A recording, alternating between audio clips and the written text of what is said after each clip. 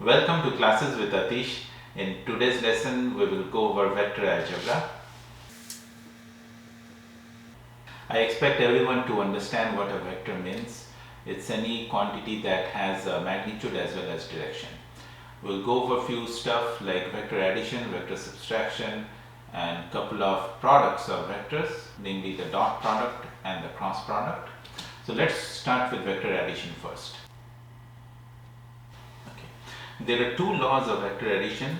One is the parallelogram law of vector addition, another is the triangle law of vector addition. We'll start with the parallelogram law first. Let's say we have two vectors,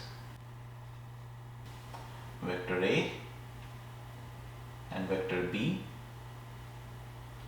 What the parallelogram law states is if the two vectors that we are adding are joined tail to tail, this is very important, then if we complete the parallelogram such as we extend this and we draw another one parallel to B, and if we join the opposite corners here, then the resultant vector R is represented as this, A plus B. So the diagonal of the parallelogram is the addition of A and B. Okay. Further, let's say the angle between the two vectors A and B is theta. Okay. And the angle that the resultant vector makes with A is alpha. Then mod of R is A square plus B square plus 2AB cos theta, square root of that, and tan alpha will be B sin theta divided by A plus B cos theta. Okay, so this is what is called the parallelogram law of vector addition. While it's easy to remember these two formula and you can apply for special cases, it does make sense to remember some of the special cases. So let's just jot those down. First up is when theta is 0 degree, which means A and B are in the same direction, then the resultant vector's magnitude is maximum and it is A plus B. Okay. When theta is in 180 degree, which means A and B point at opposite directions, then the modulus of the resultant vector is minimum and it's A minus B. Okay, or B minus A, whichever is greater. If the angle between these two vectors is 90 degree, then mod R is A square plus B square. Okay, and tan alpha in that case will be B by A. Okay, it's easy to remember these. And then there are some popular cases. Let's say magnitude of A and magnitude of B is same, and let's represent that by F. Okay. Case number 1, when the angle between these two vectors is 90 degree, then the resultant vector magnitude will be F root 2 and this angle will be 45 degrees. Okay. Case number 2, when the angle between these two equal vectors, by equal I mean their magnitude is same, is 60 degree, then the resultant vector's magnitude will be f root 3 and the angle between them will be 30 degree. Okay. Last case, when the angle between these two vectors is 120 degree, then the resultant vector's magnitude is also f and this makes 60 degree here. Okay, these are some popular cases, we can remember that, helps us in solving problems quicker. One note about the angle between two vectors.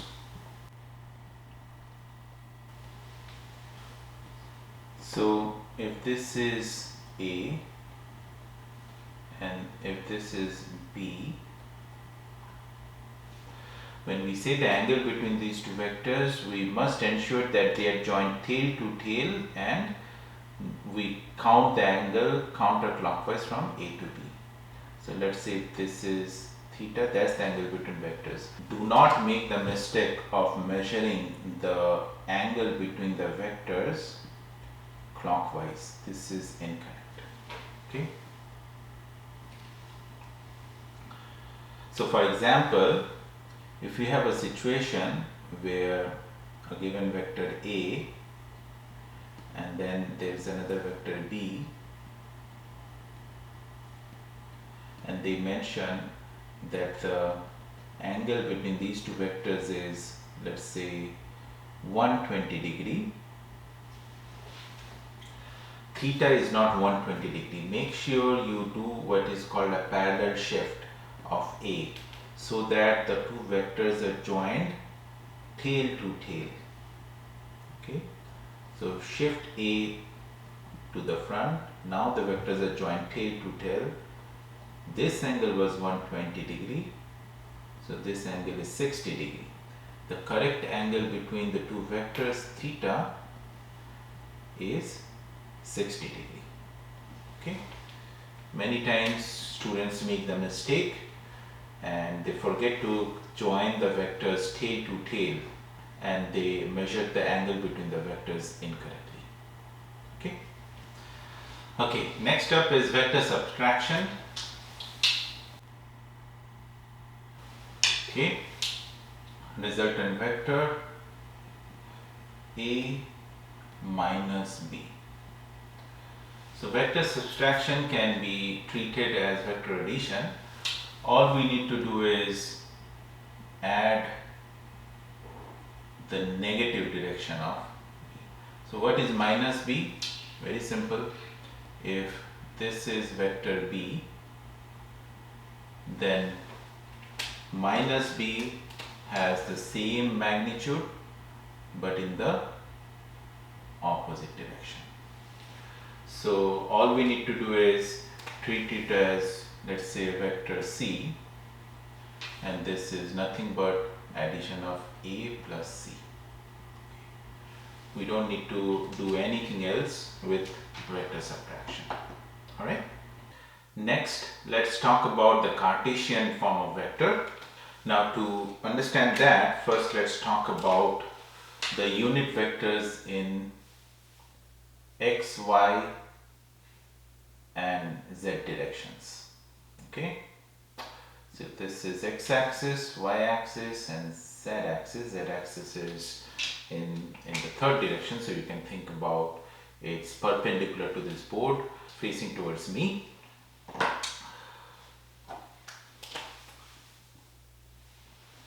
Okay, now along this axis,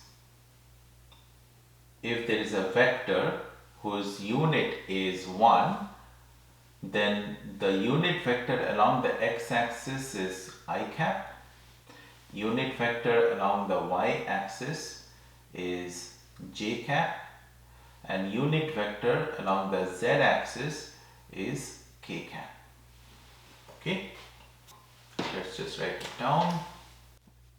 Unit vectors along x-axis, y-axis and z-axis.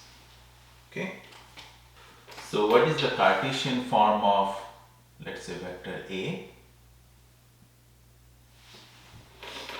We can represent that as ax I cap plus ay j cap plus az k cap.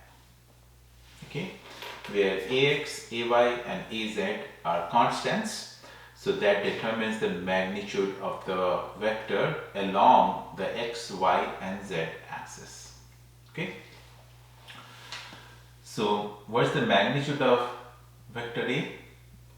Is nothing but ax square plus ay square plus az square, the root of that. Unit vector along direction of A can be represented as a cap, and that will be vector A divided by magnitude of A. Okay, now let's say we have these three axes, x-axis, y-axis and z-axis, and we have a point P in space whose coordinates can be represented as x, y and z. Okay, then we can write the position axis, we can write the position vector r of the point P as x I cap plus y j cap plus z k cap. Okay, so this is called position vector. One thing to remember is position vector is with respect to the origin. Okay, now if we had another point Q whose coordinates are x dash, y dash, z dash. Let's say a particle moved from point P to point Q, then the displacement vector of that particle is x dash minus x I cap plus y dash minus y j cap plus z dash minus z k cap. Okay, now let's move on to vector products. So there are two types of vector products. One is the scalar or the dot product, another is the cross product. Okay, so first let's talk about the scalar or dot product. We have two vectors A and B. Angle between them is theta. So scalar product is defined as A dot B. Remember, the result is a number. It's a scalar quantity. It is not a vector quantity. Okay. So mod A times mod B times cos theta. Examples of where the scalar product is used is, like for example, work is defined as the scalar product of force and displacement. Similarly, power is defined as the scalar product of force and velocity. Okay. Both of these are vector quantities, but their scalar or dot product is a scalar quantity. Okay. Now let's look at some of the properties. So dot product is commutative, which means A dot B is same as B dot A. Okay.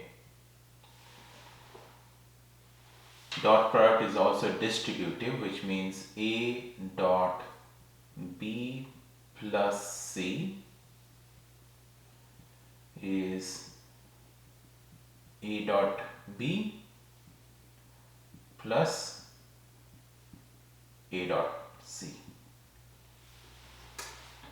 I introduced you to the unit vectors along the x, y and z axis. Those are called orthogonal unit vectors. Ortho means perpendicular to each other. So obviously I is perpendicular to j cap is perpendicular to k cap. Okay. Now if we do the scalar product of I dot I is 1, similarly j dot j is 1 and k dot k is 1. Okay. But if we do I dot j or I dot k cap, since these are at 90 degrees to each other, you remember the formula is A dot B is AB cos theta. So because cos 90 degrees is 0, so I dot j is 0, I dot k is 0. Similarly, j dot k is 0, and obviously j dot I we already talked about is 0, and k dot j is 0, and k dot I is 0. Okay. Now if we had two vectors, vector A, let's say, is ax I cap plus ay j cap plus az k cap, and we had vector B as bx I cap plus by j cap plus bz k cap, then what is A dot B? First of all, remember it's a scalar quantity. Now we will have to multiply this to this. Only I dot I is 1, I dot j, I dot k is 0. Likewise for j dot I and j dot k is 0, j dot j will be 1. So the answer is simple. It will be ax bx plus ay by plus az bz. Okay, and the angle between these two vectors, let's say theta, will be cos theta will be A dot B divided by mod A dot mod B multiplied by mod B. Okay. Last up, let's say x, y, z, we have a vector A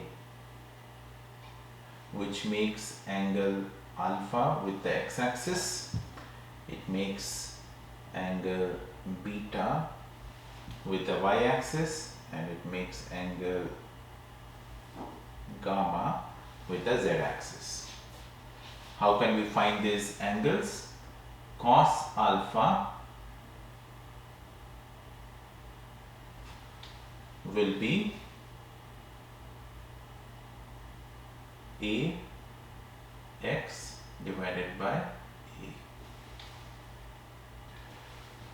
Cos beta will be AY divided by A. These are all mod A, okay? And cos gamma will be AZ divided by A, okay?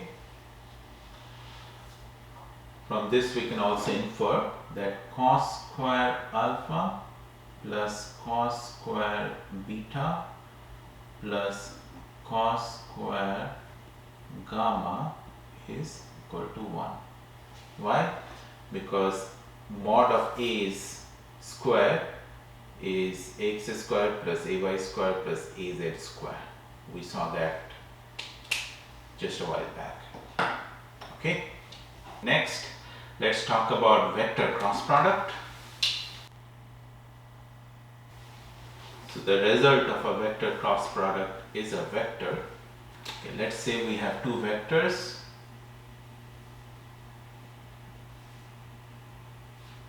A and B, then A cross B will be, the magnitude of A cross B will be AB sine theta, where theta is the angle between these two vectors, okay, and the direction is represented by a unit vector n cap, where the direction of this unit vector n cap is perpendicular to the plane in which A and B resides, and the direction of it is, we figured that out using the right hand palm rule. So if it is A cross B, then we curve our fingers from A to B, and the direction where the thumb points is the direction of this vector. So when we curve from A to B, the thumb is pointing outward, so the vector is pointing outward from this plane in which A and B resides. Okay? When it is pointing outward, it is represented by a dot in a circle. Imagine an arrow moving towards you, so you can see the pointed part of the arrow, right? If it was B cross A, then we'll have to use the right hand palm rule. From B to A, you curl your fingers, so you can see the thumb is pointing inwards, so that is represented by this. Again, if you think of an arrow, it's as if you're seeing the tail of an arrow.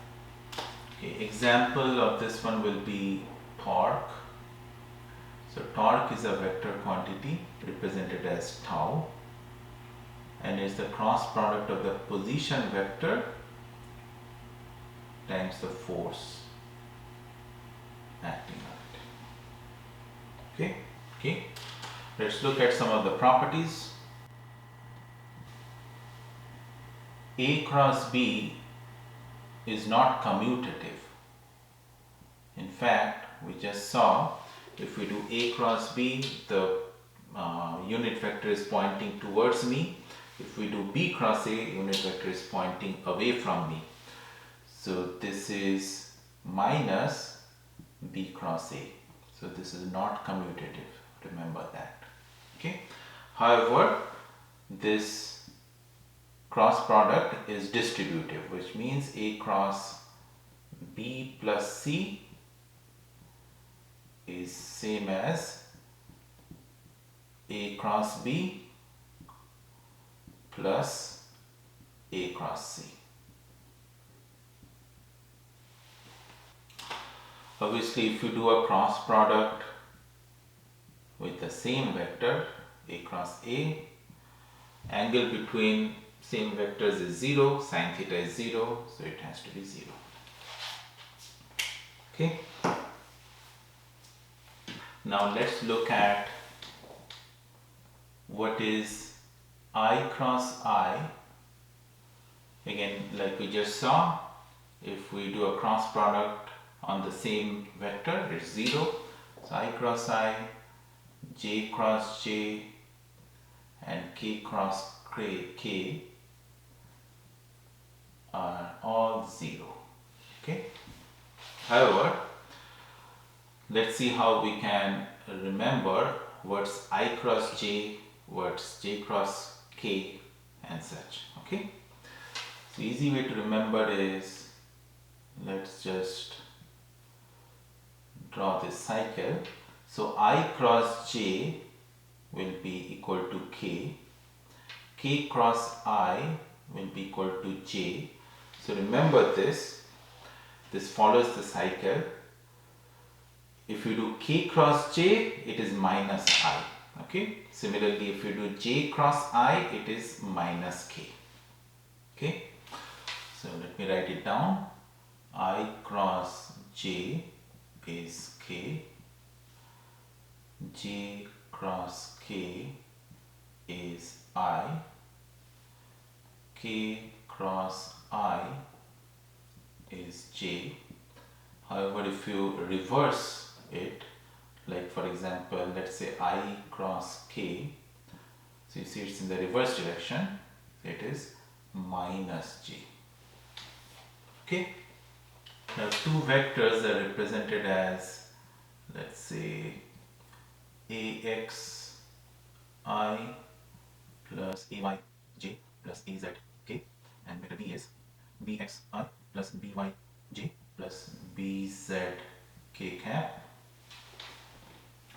Then what is A cross B? Easy way to remember is, let's do this, I j k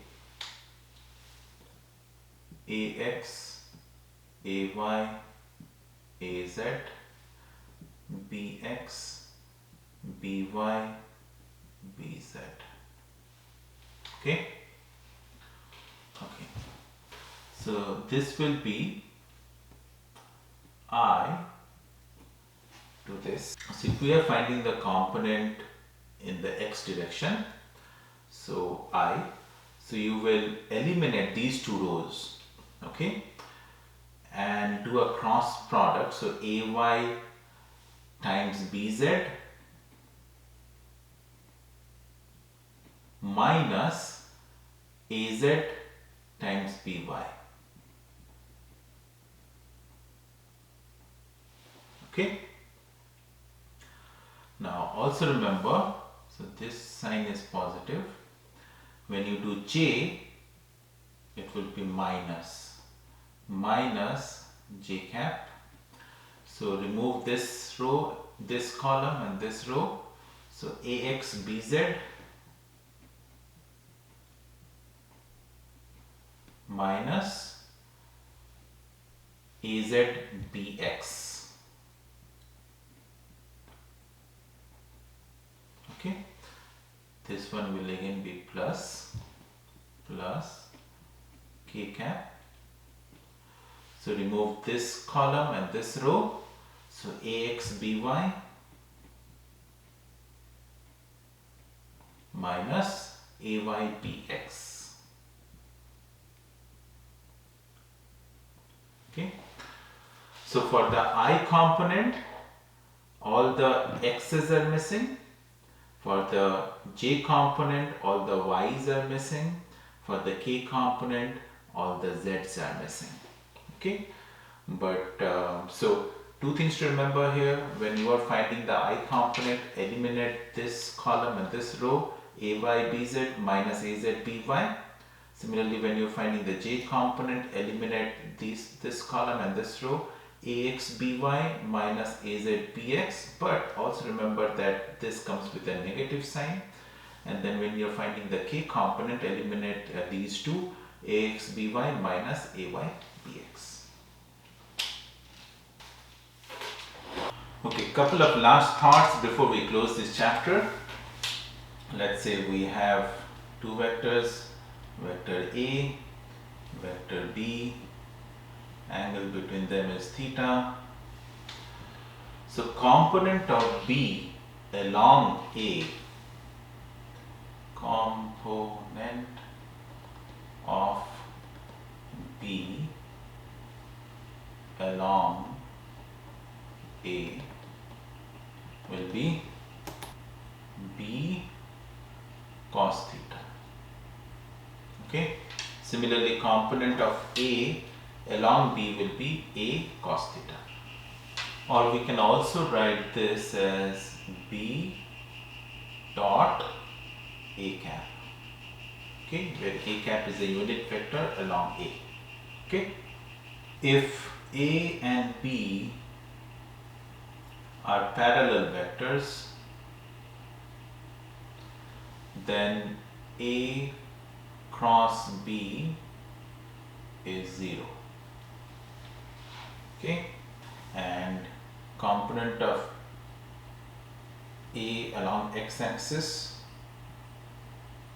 maintains, and component of A along x-axis to component of B along B-axis will maintain the same ratio as AY BY and AZ BZ. Okay, there are some properties you can remember. Okay, last up, let's say again same example, A and B, angle between the two vectors is theta.